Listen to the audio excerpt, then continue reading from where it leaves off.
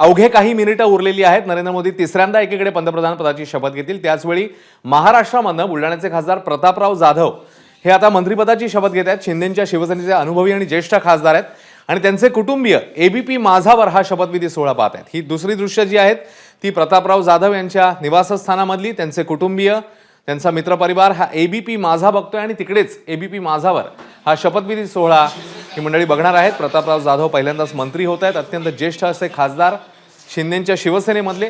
दुसरीकडे राष्ट्रपती भवनामधली ही ताजी दृश्य.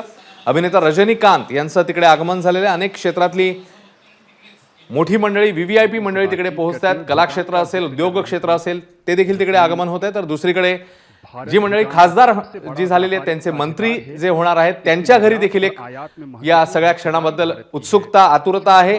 ही दुसरी दृश्य आहेत बुलढाण्यामधली. प्रतापराव जाधव यांच्या निवासस्थानामध्ये त्यांचे सगळे कुटुंबीय, आप्तगण जमलेले आहेत आणि हा सोहळा ती मंडळी एकत्र एबीपी माझावर बघतायत. त्यामुळे शपथविधी सोहळ्याकरता एबीपी माझाला त्यांनी पसंती दिली आहे. आणि दुसरीकडे राष्ट्रपती भवनातनं ताजी दृश्य ती म्हणजे विविध क्षेत्रातले मान्यवर, विविध देशांचे प्रमुख तिकडे उपस्थित राहत आहेत.